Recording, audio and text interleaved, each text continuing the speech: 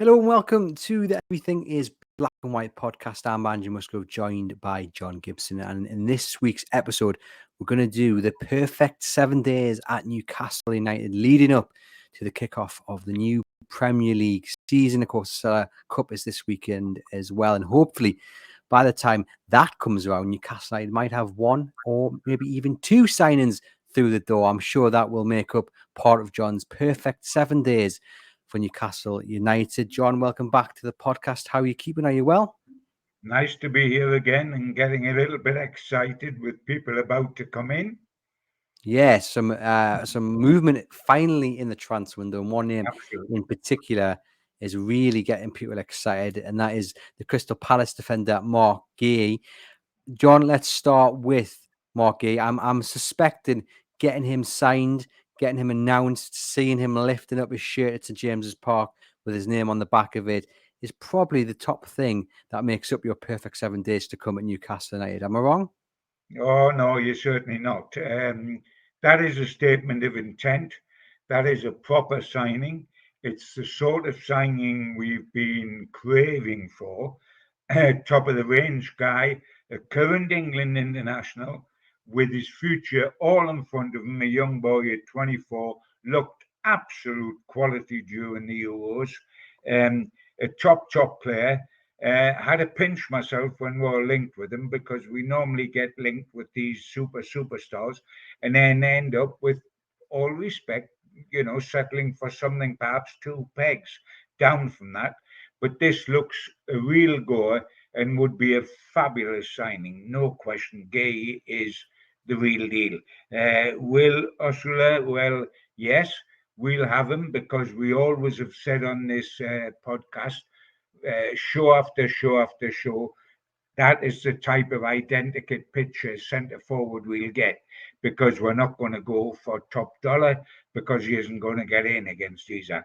So Ursula fits that bill. We need cover there, so that's good news. But Gay is the big news. And the surprising news, because we suspected an outside right might be the first huge signing in, and all the names put out for centre defence didn't necessarily include him. And of course, when we were first mentioned, I was worried about Paris letting this out because they want an auction, they want the best price. There's a 20% sell on with Chelsea, so it suited them to get it out in the public domain and perhaps end up with an auction with Liverpool, etc., etc., etc., coming in. It now looks as if we are in the driving seat, and that's fabulous news. But let us get it over the finish line as quick as possible because the shredding of the nerves, having had a summer of Anthony Gordon, doesn't lend itself to Gay as well. I would just like him in house as quick as you like. So at the time of recording, we've just gone 20 minutes to 1 on the 6th of August. That deal for Marc Guehi is well advanced. He wants to come to Newcastle United, and there's confidence on both sides that a deal can be struck, which pleases both clubs, rumoured to be between 65 and 70 million pounds. I mean, it is a big signing for Newcastle United. And John, when we talk about centre backs, and Newcastle United have been linked to a fair few this summer. Malak Thior, probably the other one that they've been really interested in. That's the AC Milan defender. We know Eddie Howe has a preference for Premier League experienced players. Given that Gay has that, Thior doesn't. Does the fact that one will probably cost 35 million, one looks like they might cost double that, do you mind the price tag, or are you looking at it and thinking Gay's better suited to what Eddie Howe wants and what Newcastle United want, and that Premier League experience is maybe what you're paying for as well? Yeah, you in the main you pay for what you get, and you're getting here a guy with huge Premier League experience, brought up at Chelsea with a club that may be in chaos at first team level now, but have produced scores and scores of wonderful young players out of their academy in the past and went into the England team. I mean, England didn't suffer because Harry Maguire was injured. That's what put this guy in. But they looked so much better. He looked so comfortable, um, and looks a quality player with his future hugely in front of him. And you're going to pay this sort of money. We worried that because of financial fair play, Newcastle had looked upon big signings, and we're talking about the Isaac sort of price range, has almost been beyond them, are putting all their eggs in one basket. And here they've gone with this one. And if they can get this over the line, it is a big feather in the cap of Paul Mitchell, who has done terrific. He's come in here under scrutiny, which he was bound to do. That was heightened by Eddie being absolutely open about his concern that we've got a good relationship going, etc., etc. If this signing is pulled off, it's great for Eddie and it's great for Paul Mitchell, and of course, it's great for us, the fans.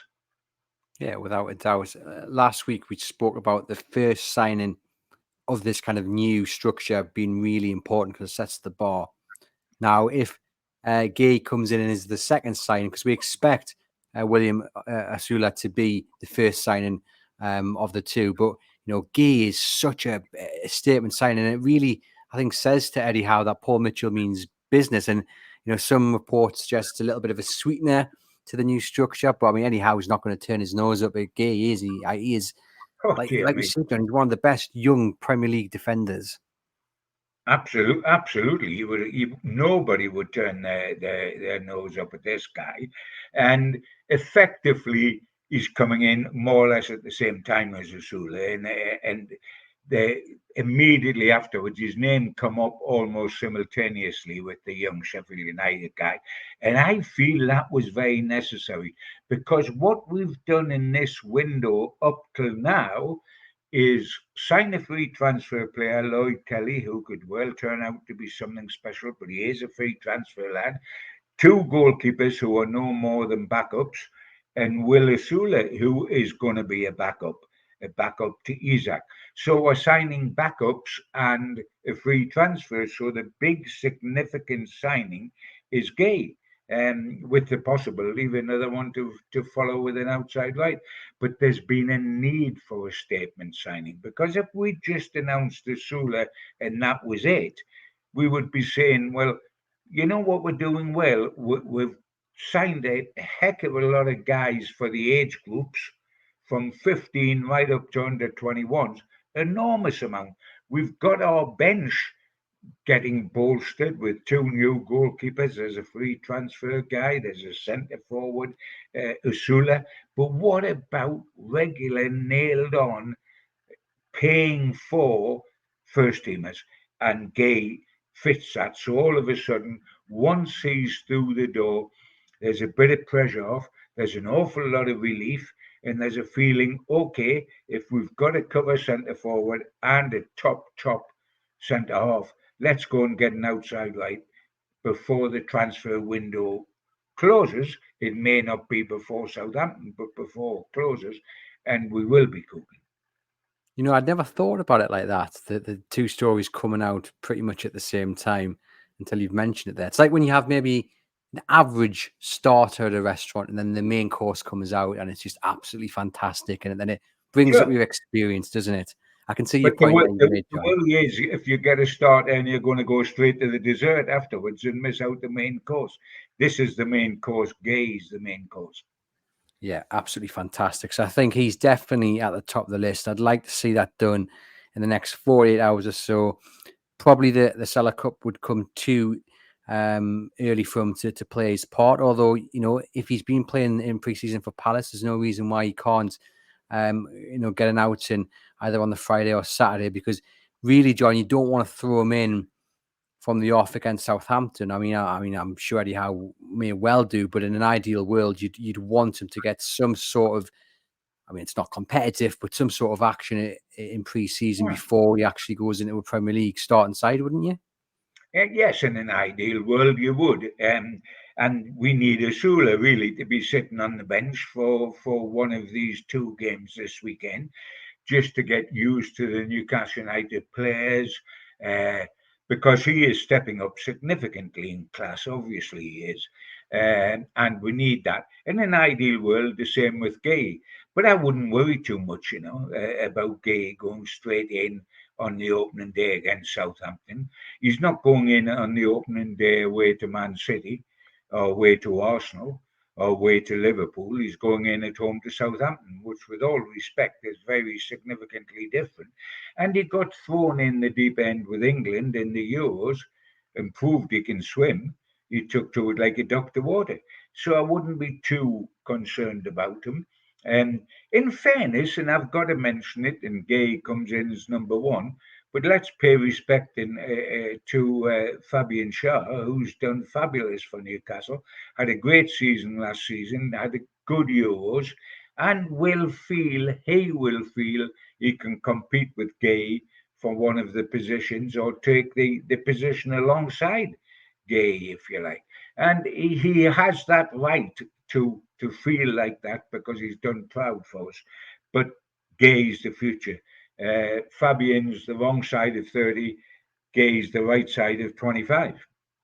Well, it's interesting because the question is, where does Guehi fit in? He comes in, no doubt, as an automatic starter, but there is the question to whether he'll be a left-sided centre-back, where he's played predominantly for Crystal Palace and for England, of course, in the Euros, John, or whether he will go up against Fabian Schär and replace him at right-sided centre-back.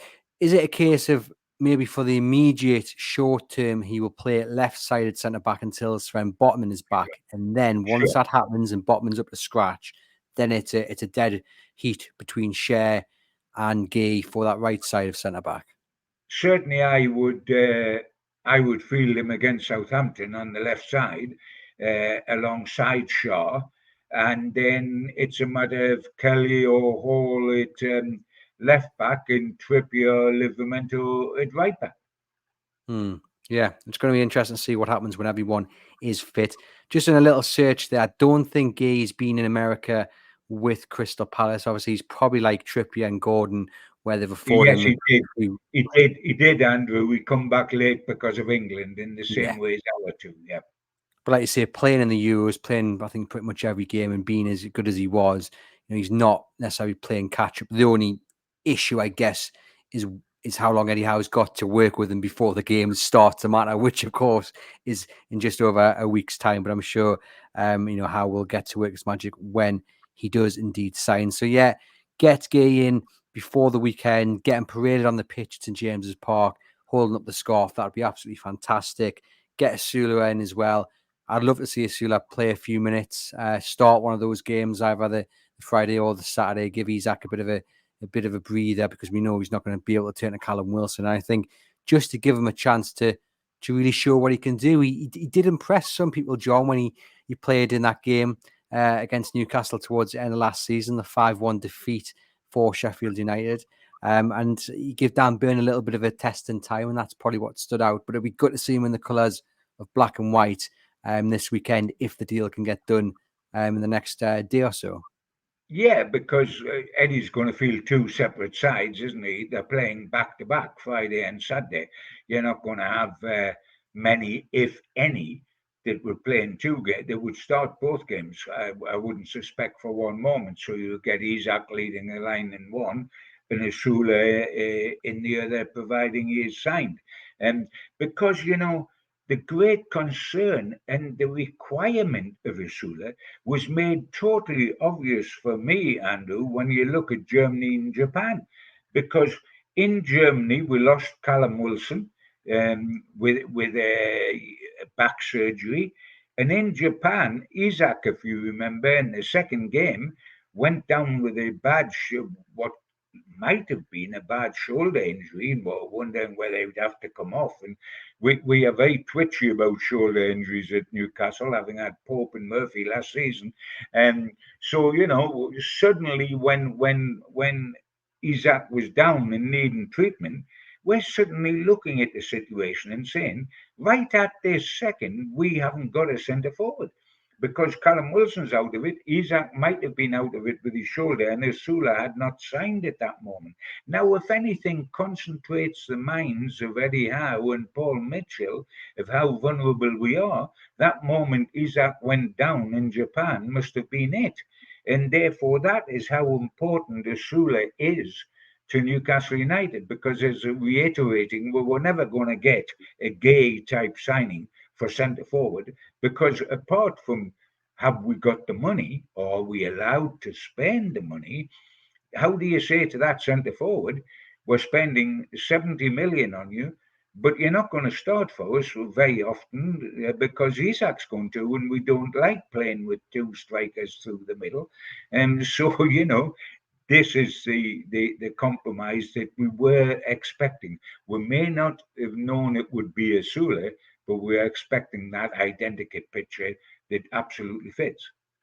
But just reaffirms, that concern with Isaac and Wilson missing, just how close the first team Osula is actually going to be. Because it doesn't have to be an injury to Isaac. It just has to be the game plan's not working here. He's having a bad day. And then Osula sees his number go up on the board and he's on the pitch. And, he's a young lad, hasn't scored in the Premier League. He's scored quite a few goals at youth level, huge potential. But in an ideal world, John, you're bringing him in for the future. I know he's going to be 21 or he's just turned 21. So, the future is not too far away. Well, I mean, the last 21-year-old I knew that had come to Newcastle who was a centre forward was Malcolm McDonald. And he didn't do too badly. And he'd never kicked the ball in the top flight. When he signed, that was different because he had signed for the first team, i.e., as a starter, as a star in the first team. Osula hasn't done that. He's a work in progress, or he's a work that, dare we say, it hasn't even started yet, as opposed to in progress. He is not the ready-made finished article. Supermac wasn't either, but he was much further down the line than this young boy is. He definitely needs a lot of work done on him, and he's got the ideal setup with Eddie Howe and with Mad Dog and the whole of the coaching side to improve, and he'll improve significantly. But in improving, he'll have significant parts to play. I don't think he'll start that many out of choice, but he will regularly get minutes on the pitch because subs are used, from 60, 70 minutes. If a player's run himself out, if Isaac's run himself out, if we're 2-0 up, if we're 3-0 up, get Isaac off, give him a rest, let the young boy go on and see what he can do and enjoy it, etc., etc. But there is a transitional period, isn't there? Even if you're an English player that's played over here as opposed to abroad, there's players that find it tough. Anthony Gordon, when he first come, because of the high press game we play, because of the demands on us to know tactically what's going on. I mean, Anthony Gordon said the pressure on him, both tactically in his mind to absorb everything and physically to do the high press when he first come was so difficult. And you'll have noticed an interview with Harvey Barnes in the last couple of days said exactly the same. Last season, that the demands of what is required at Newcastle United are uniquely different from the demands at Leicester or at Everton or at any other football club. We play a certain way. We tactically fill your brain with information, and it's hard to take these apart. Barnes and Gordon took time. Now the young boy will be learning in exactly the same way. I think it's slightly easier for a defender playing with the whole game in front of him and tucked into the centre, like Guehi, to take to it quickly. For a wide player or front player, there's an awful lot to absorb, and Will Osula has got that to do. But it will be good to have him aboard. It'll be a huge relief to have Gay aboard. By Jove, will it be? Because we were getting twitchy. Everybody was getting twitchy. The clock was running down. And I emphasize this guy isn't past the post yet, and plenty naughty people come in at the last minute and try to scupper you. And Liverpool seem to love playing cat and mouse with Newcastle. If it's not over Guehi, it's over Gordon. Um, but may they fail on both and fail spectacularly on both. That's what I wish upon them. But let us, and they significantly haven't signed anyone of any consequence this summer, so ought to be looking to do so, but may it not be one of our G men. Well, Gay coming in, I think, will be probably the biggest signing of the transfer window so far across the entirety of the Premier League. It's that big of a statement. Sticking with the Seller Cup, John, I think it would be important for Osula to get some minutes under his belt, just simply because when those minutes do come, he's going to be thrown in Premier League games, and it's going to be with 20 minutes to go when the game needs to be changed. Maybe the game needs to be won. And I think just getting a feel for the St James's Park crowd, and I know it won't be as boisterous and as loud as it will be in the competitive games, but it's still a nice way just to bed the young man in and say, look, this is your home now. So that's going to be important.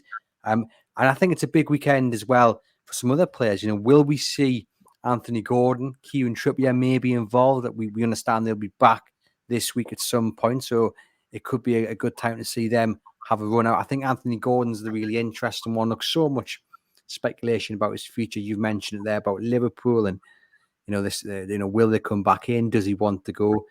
We reaffirm Newcastle do not want to sell. They don't have to sell. Gordon isn't agitating for a move at this moment in time. I think if we had everything in a line, John, it would be great to have a new contract for Anthony Gordon announced in the next 7 days. I think that might be put at the top of the list of the really ambitious hope, but that would be a nice thing, wouldn't it, to have Gordon sign an extension? There's no question, absolutely no question whatsoever. The whole Anthony Gordon thing is in his court, isn't it? Newcastle have said they don't want him to go. He's on a 2-year contract, so Newcastle United can tell Liverpool to go and take a running jump. The only thing that would concern Newcastle is if Anthony Gordon, on his return to St James's Park, has a meeting with Eddie and has a meeting with Paul Mitchell and indicates that he wants to go because it's been his dream all his life to play for Liverpool. He might never get the chance again, etc., etc., etc. The ball is very much in Anthony's court. I'm greatly of the hope that, for a start, Liverpool haven't they've kept hanging about like a bad smell, haven't they? But they haven't actually come in and stuck their door down. So, I mean, how desperate are they for this guy? And, perhaps we are desperate for him. He's loved here. Be very careful for what you wish for because the grass isn't greener on the other side automatically. And one of the things, it's small things, but I like grabbing any bit of flotsam that's passing in the night. And one of his great mates with England's been Guehi. Now, if Guehi's coming up here to join him, that should be a statement of intent to Andy Gordon as to where we are going and where we intend to go. And, I don't know that Guehi will be thrilled to bits if he arrives here to see Anthony Gordon in a taxi going in the other direction. I'm very hopeful that Anthony Gordon will have been so much hotter that that it'll just evaporate, and it is down to him. It is when he comes back, he'll have Eddie and Paul absolutely lining up to talk to him, to throw honey over his head and treacle and all things lovely and tell him how much he's adored and that there's a new contract and we're signing your best mate with England, etc., etc. The bottom line is going to be what he says, and that pressure's on him. And we get, and this isn't talking about Anthony, but this is a generalization. We get footballers that score goals, that kiss the badge, etc., etc. Well, let it mean something. Let the badge mean something. Let him say, I'm grateful that Newcastle took me out of Everton and turned me into an England player. And I'm grateful that the crowd so adore me at St James's Park. I want to stay where I am.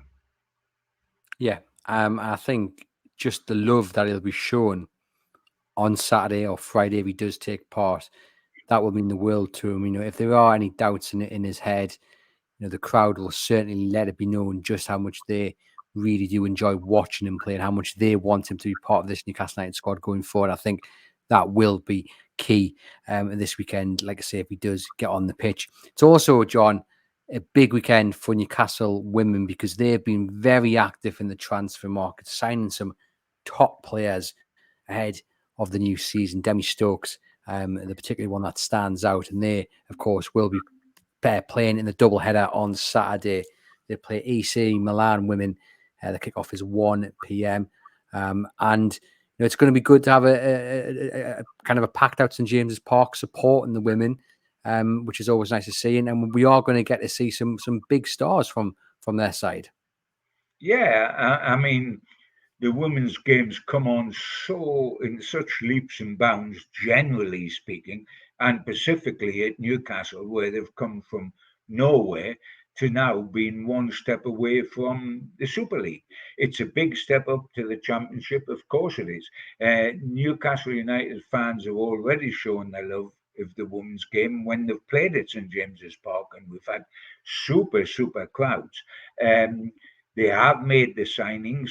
They do want the major breakthrough. This is the difficult league to play in to get that step up, and they'll find it is a step up.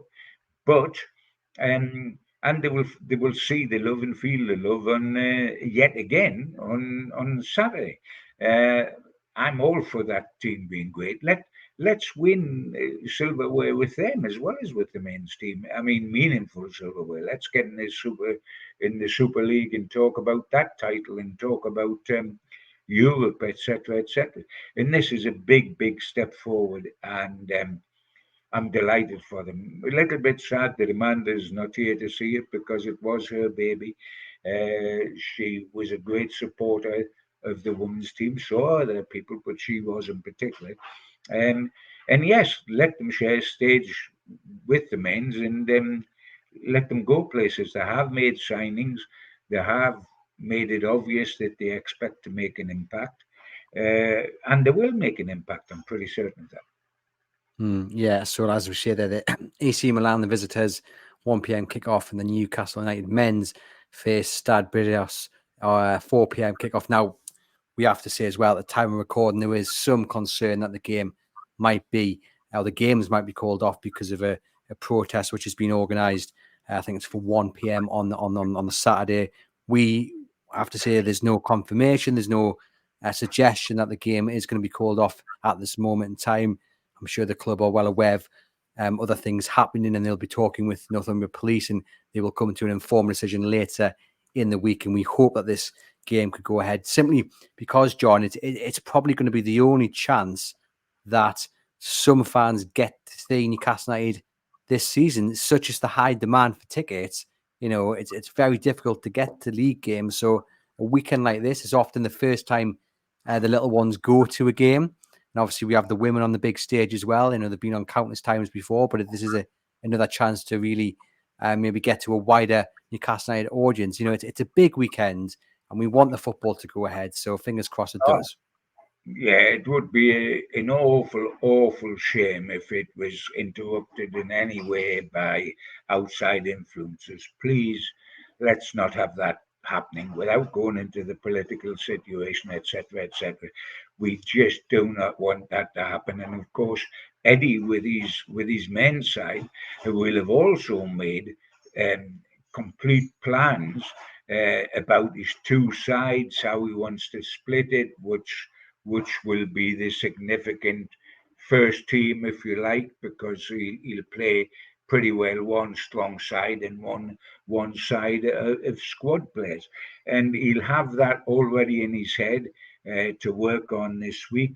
And all of a sudden, if he was left with one game instead of two, he's trying to shoehorn everybody into a single game, which is very difficult. This was taken deliberately to produce what he sees as the best build up towards the game. And in that build up, I mean, going back to the theme of this, Andrew, which was a perfect week, and obviously that is going to be the huge impact is going to be Guehi and Osula to a certain extent. But the rest is what is a perfect week? Well, it is at the end of it, Newcastle United being able to put out the best possible side on the opening day against Southampton. And with that in mind, there's an awful lot of questions to be answered between now and then in terms of the team. Just running quickly through them, there's the situation where we've got Kelly and Willock, two players who have not played a full part in the pre-season matches until now. They've dipped in just to put their toe in the water, but they haven't played consistently pre-season. Kelly has a history of injuries in his career, and therefore has been treated gently by Eddie and the staff, building up towards the opening day. And Willock has been on the missing persons list for so long that we almost need a photograph of him on the mantelpiece above the fire so that we can recall what he looks like. And we want them two to be available because Lloyd Kelly is a quality player when he's around, and it makes us itchy and twitchy when he's not around because we're told he's been gently introduced because of injuries, because he's got a history of injuries. And, we have a history of injuries. Goodness gracious. There's four players who are going to miss the start of the season for certain when I'm talking about the strongest side. We're not going to have Wilson. We're not going to have Botman. We're not going to have Lascelles. We're not going to have Lewis Miley. So, we want Kelly and we want Willock to be absolutely fit. We also want the England late arrivals that are just joining us now for training, uh, Gordon and Trippier, will they be up to scratch for the Southampton game, regardless of whether they get a couple of minutes or so this weekend? Will they be in full throttle? Now, I know what is reassuring is that we have cover for both of them if it was decided that either wasn't able to start or wasn't quite up to quickness, if you like, to start, because we've got Tino who covers Trippier and we've got Harvey Barnes who covers Gordon, and both cost a fair amount of money, so they're not here and others. They were bought for big money, and they would cover them. But in an ideal, there's a very much a difference. Gordon is number one choice, and Barnes fills in. Whether Trippier is number one choice, because Tino Livramento is really going to push him for a starting place, but we want Gordon to start the season. We have got cover on open day. How fit are they going to be? Not physically fit, but sharp and attuned for the high octane game Newcastle play. Will they be ready for Southampton? Will Kelly and Willock be ready for Southampton? And I guess if we talk about Gordon and Trippier, will they be ready? You put Guehi in that situation in as much as he's just come back from England as well. No, you certainly would. And that's why the Cellar Cup's probably so important to get the minutes under the belt. And, it really does mean or really does help their preparation for the start of the season.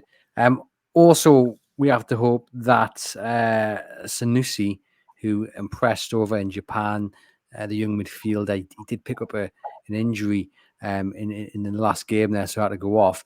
But we hope that he can overcome whatever injuries picked up and also play some minutes in that Cellar Cup, because he really has caught the eye.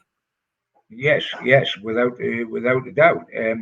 There's a lot of young talent coming to this club, and there's about 6 or 8 over. If you take it from the under 15s, where all the way through to the under 21s, we have signed a pile. If half the guys we sign make it as quality Premier League players, we've got some future ahead of us, mate.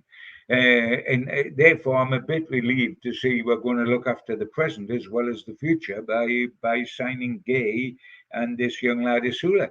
But I mean, we've signed a load of guys. The 19-year-old centre half that is brought in, the Serb, and quite a few players that you think this club is being active. We're not working in blinkers. We had a very poor backup. with Ashley, etc., etc., you look at the academy, what was available there.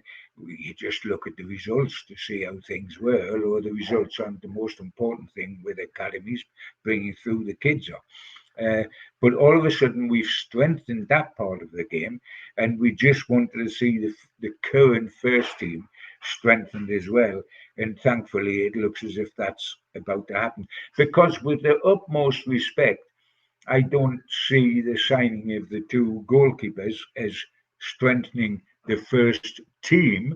I see it as bolstering the first team squad, but not helping the team that's going to play against Southampton. With that being said, then obviously we hope that Guehi and Osula are confirmed the next 48 hours or so. Can we see after that, before the Southampton game, a right winger coming in? I mean, it's believed that Newcastle would have to sell to buy John, so that maybe puts a little bit of a stumbling block in front of them. But can we see a right winger coming in before the Southampton game? Well, after getting Gay out of nowhere, I can see anything. And then, of course, there's time on the side. And I think the bit will be between the teeth. I think we'll certainly see a right winger come in before the window shuts, whether it's before Southampton and whether then the guy would be available for Southampton in terms of up to pace is a different kettle of fish. But the window isn't closing on the day we play Southampton, so I think there is a distinct possibility. And if we can move them out, there's players that can be moved out.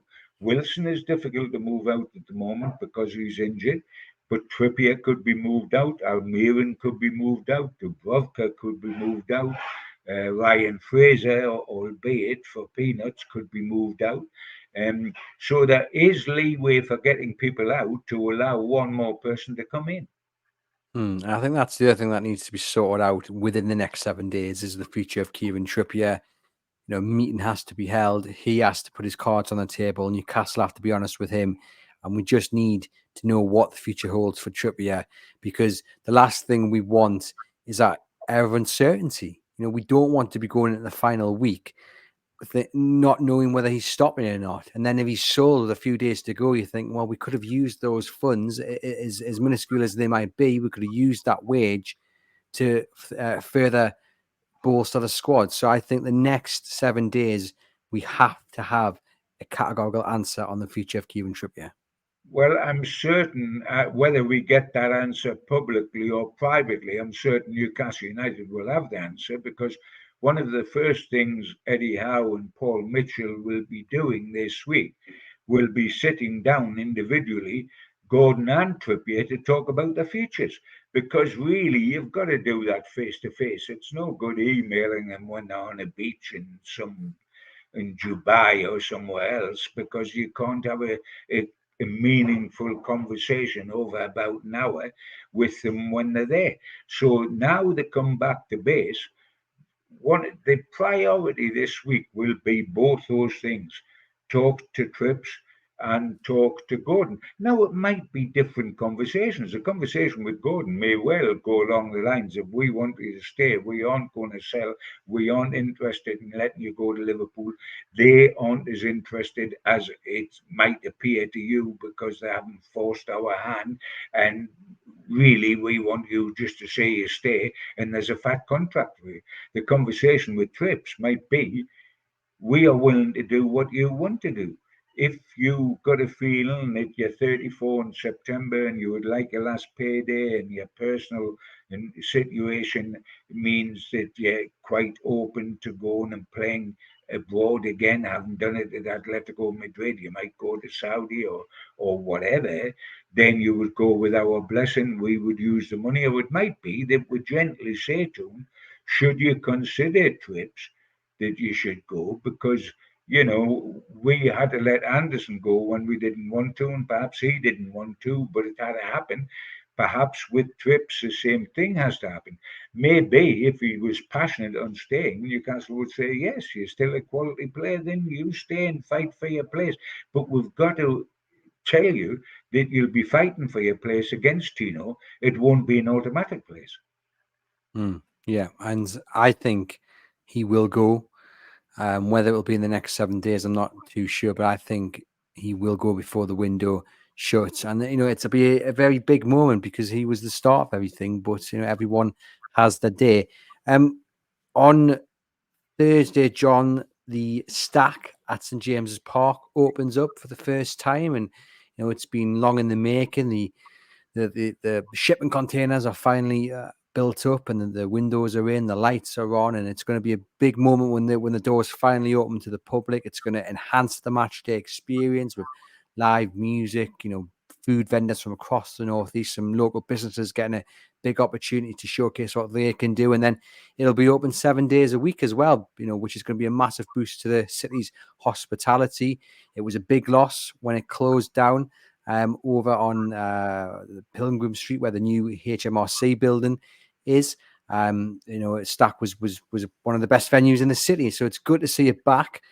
Good to see it working with Sella and with Newcastle United. It's going to be good when, like I say, when the doors open, John. I just want to get your thoughts on how football's changed, Joe, because that's been done primarily for commercial sense. They want to get some extra money in. They want to, as we say, enhance the match day experience. But just thinking back to when you first came on the beat here, and even maybe just years before you moved on from the Chronicle in terms of your full-time job, the way things have changed commercially must just be amazing. I mean, it's quite staggering in every sense of the word. I mean, it looked like aircraft hangar St James's Park when I initially was covering him, and we sat up in that rickety press box, which actually flowed left and right when the wind was blowing. I mean, it was quite ludicrous. And technology, I mean, I've mentioned quite a few times we used to go down to Leeds United and there was no phones in the press box in the Premier League. Oh, the old First Division as it was then. And we had to have a runner take sheets of paper down to a phone in the press room and phone the stuff across to the Chronicle. Never mind the commercial side of it, which was just a little office which was on the other side of the car park within the St James's Park, the tiniest office, and not much bigger than telephone kiosk. And it sold the odd raffle ticket, and that was Newcastle's commercial venture. And you look at what there is now, and of course, I mean, the things we've taken for granted for ages, like all the rooms and the meals pre-game and et cetera, et cetera. You used to get a cup of bottle and queue up the punters to get a cup of bottle, and that was the pre-match meal, if you like, inverted commas. The whole world of football is changed completely, and so it should. Um, and to a certain extent, Newcastle are still playing catch up because under Ashley we were allowed to run downhill, and that didn't seem to be too important. So we're now playing catch up and financial catch up because, yes, as you say, these are commercial venues and they produce money, which produces players on the field of play. So it has a big impact on the club. It's quite stupendous and it's quite wonderful to see, and it's the way it should be. And we're beginning to make rapid strides again, and that's terrific because it will reflect on the pitch. And it will especially reflect on the pitch when you've got go ahead people at Newcastle like you have now that wish it to happen. Before, the great thing that mattered to Mike Ashley, or we all believed, was the selling of shirts for Sports Direct. This is geared to putting the best possible team out on the pitch for us to watch. And that is wonderful. It is a vast improvement at a rapid rate of knots. It certainly is, and I walked past the venue the other day, and it looks really, really good. So I'm really excited to be able to get a look inside and see what it looks like once it is opened. But one of the other things, John, which I would like to see sorted in the next 7 days are loan deals for some of the youngsters. Now, Alex Murphy, Grant Kiol, they didn't go to Japan. Many thought they would have done. We assumed it was because a loan deal for both of them would have been in the off, and so far nothing has come to the front. But really, we're looking at them too. Maybe a few others. You would like to get them signed up to a loan deal as quick as possible because the championship season starts this weekend. I'm assuming League One and League Two does as well. So, now is the perfect time to get them out there and to a new team for the next year. Yeah, the loan deals for outgoing from Newcastle's point of view normally happen very late in the window, and that's the case here. I mean, the Aussie boy's got to go out. He's nowhere near the first team, our first team, the Aussie lad. He's got to go out and get some experience somewhere. I think you'll find that once they start this weekend in a couple of the clubs beneath our league, see what they're short of, and it becomes plainly obvious once they start playing. Blimey, we're so short out wide, we've got to do something about it. We're so short at the centre of the defence that people will come in and take players, and that will happen. We need some young players out. We need some of the older players, like we've talked about, Almira and Trippier. Decisions have got to be made on these guys because we don't want everybody just hanging about. And again, I've emphasised, we don't sell well. We buy well, but with financial fair play, you've got to sell as well as buy. We don't sell well. We were forced to sell the two people at the end of June. Otherwise, we've sold Maxi and what else? And of course, we keep forgetting, but we've got to get Isaac Hayden out either in terms of permanent, which is preferable, or in terms of yet another loan. He's got 2 years left. I mean, it's amazing. How long was his contract for? 246 years. I mean, the guy's been here longer than flipping Hadrian was here building his wall. It's unbelievable. And, you're not going to get somebody willing to put money down, I would suspect, to take him now permanently. They'll take him on loan. So we'll be doing that for this season, and then we'll be doing it for the next season, and then that'll be him on a free transfer. I mean, there are people that have got to be moved on as well as people coming in. There's dead wood that has to be moved on. And I'm not suggesting Miggy or Trippier or Dubrovka's dead wood, because that would be very insulting to very good pros. But for their good as well as our good, we've got to give them a kiss, shake them by the hand, put them in a taxi and pay the fare. Yeah, some decisions to be made, and it would be nice to see Isaac Hayden finally sent somewhere permanently. What about the feasibility study? Now, would that be a nice thing to get before Friday and the Seller Cup? We've been waiting on it for a long time. Darren Neal's seemed to suggest it was imminent a few weeks back in an interview, but we were yet to see anything of it. It's another thing we want an answer to. I suspect if the feasibility shows that it's totally impossible to expand St James's Park, then maybe it's not the report we want to read just up on the eve of the Premier League season or just before the Seller Cup weekend. But I think it would be nice to get some information. It would be nice to get this study out in the open sooner rather than later. Yes, it would. And I don't believe it's impossible to build on St James's Park and increase the capacity significantly. It's how much they can increase the capacity, and if they're willing to settle for that figure or they want to start again. I would like to see them make a huge effort to stay at St James's Park and take it way beyond 70,000.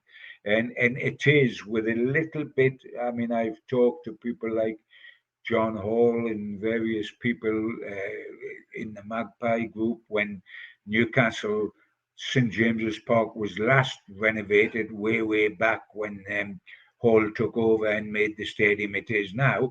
That was 20 odd years ago, but what a significant step up from the way it was. And it is possible with a little bit of foresight and a little bit of taking the blinkers off to create a bigger and better St James's Park at St James's Park. And that's what I hope the outcome would be. And certainly, if that was to be the news, and that news was released just before the start of the season, like a couple of days before, what an extra lift that would be. Certainly so. My exact way of thinking there for why we would love to see it before that game against Southampton. Before we recap, John, then your perfect 7 days, plus a little bit more of Newcastle United. I'm just going to read through some of the tweets that I got, because I did put out that we were recording this episode and I asked people to get in touch with their perfect 7 days to come for Newcastle United. So we've got a lot of people obviously saying get Guehi over the line. We've got the Matchday Chronicle on Twitter saying Osula and Guehi confirmed, revealed one or both feature at the Cellar Cup. End the week with credible links to a right winger that joins us in time for the season to start. Start to sell some of our deadwood. Ben says Guehi signs. We signed someone of the ilk of Gonzalez, Torres, or Chaser. All should be affordable in his opinion, he says. We then shift Dubravka, Target, Fraser, Hayden, Miggy, and Lewis out. And then he says my other half goes to a due date so I can get to the game a week on Saturday. So that's what he's hoping for. I mean, that's a lot of names to shift out in the next 7 days. I think Ben's been a little bit overly optimistic. I think he's got more chance of his better half getting to our due date so he can get to that game. But it does show you the amount of players, even if you discount Miggy, who's probably still got a first team future if he doesn't get moved on. But, the likes of Dubravka, Target, Fraser, Hayden, Jamal Lewis, all players who, let's be honest, probably won't even make it into the squad if they're still here come the close of the transfer window. The guy's right. I mean, it is an awful lot to move the whole lot out, but I think what he in fact means is that any of them can go, and that would be a plus, and it would be a plus, and that's what I was saying just 2 or 3 minutes ago. It is essential to get dead wood out. It's more essential to get the big names in, but we have to get these out because they have been hanging around for an awful long time. On the guys' wish list as well, apart from signing Guehi and Osula and an outside right, and let's keep going. Let's also get the confirmation that Newcastle have spoken to Anthony and he's happy to stay with us. That's important. Let's get Kelly and Willock fit. Let's get Gordon up to strength pretty quickly. And let us remember that if we do sign Guehi and we do sign Osula, and we're presuming we'll have both, there are still people like Lewis Hall and Sandro Tonali and Harvey Bonds, who cost collectively 119 million, who are effectively like new signings this season because they didn't do much last season. Bonds because of injury, Hall his feet never touched for 3/4 of the season until the end, and Tonali for obvious reasons. So in a way, if they make an impact that justifies £119 million outlay, then that's to Newcastle's benefit this season as well. Yep, can't argue with that. We wish Ben and his better half all the best on the arrival of their little one. John says Guehi signing confirmed and a quality right wing in advanced talks. Maybe some sales of the old guard too, so we can balance the books rather than lose him for free next summer. Alex says Guehi signing is the obvious one. Another big one would be a quality right winger / striker option. Someone like João Pedro. Although I think he does play on the left if he's not playing up front. But that shows you the ambition that Alex is going after someone like Pedro, who's going to be absolutely crucial to Brighton's campaign, and can't see him leaving the Amex. We've got Mart, just going to leave you with this one. John says, it's always a perfect week when there's a Gibbo podcast. Well, I didn't know that you'd received that one when I sent it in. I didn't know you'd got it yet, but that's lovely. Thank you so much. Thank you. That's your burner account. But yeah, this has been the perfect 7 days for Newcastle United. I'm sure some of you, when you've seen the title, think me and John are going to finish off with a rendition of Craig David's 7 days, but we're not going to. I'm just going to read through the 7 days to come that will bring hopefully a bit of positivity. So there is the signing confirmation of Guehi and Osula. Hopefully one, if not both, can maybe get some minutes under the belt in the Cellar Cup ahead of the Premier League kickoff. We've got Anthony Gordon coming back and at the very least being shown that he's loved here and he should stay. We would like a new contract on the table, maybe a bit over-ambitious. We want Kieran Trippier's future sorted. We want some loan deals sorted for the youngsters. We want a good performance from the women and men's side in the Cellar Cup. We wanted to go ahead without any trouble in the city centre as well. And we also would like the feasibility study released. I mean, we're not asking for much, John. Oh, and a right winger as well. So, and the right winger, and Kelly and Willock and everybody else to be fit. And of course, after all that, we go in against Southampton and get 3 points.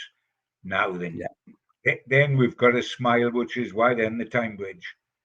That's the main one, isn't it? It would be great to start the season with 3 points against Southampton. Of course, a lot can happen in the next 7 days, and we will keep you up to date with absolutely everything. Thanks to John, as always, for popping on to the podcast. And hey, John, the next episode will be the first match preview of the new season. Wonderful, absolutely terrific. I may have had the Euros, we may have had the Olympic Games, but there's not as good as Newcastle United playing in the Premier League at St James's Park. A pint and a nice mince pie before the game, 3 points after the game, the job's a good one. Yeah, I cannot wait for competitive football to return to Newcastle United, to St James's Park. And as well, John, a good old traditional 3 o'clock kickoff on a Saturday. You can't beat that either. Yep, that's extra special, and looking forward to it immensely. And it's nice to get a start, which at least on paper is not as difficult as it could have been. It's not Manchester City away or Arsenal away.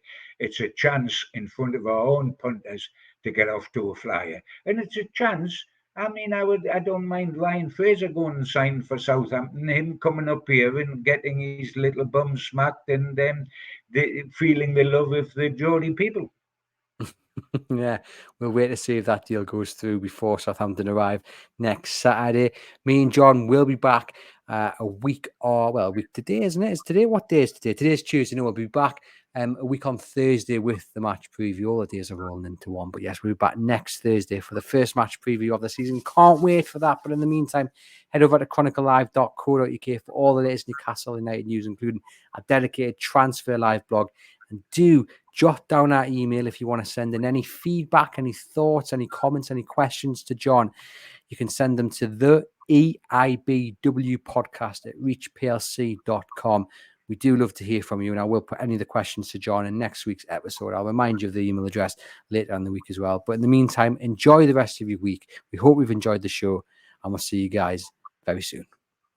Keep the faith.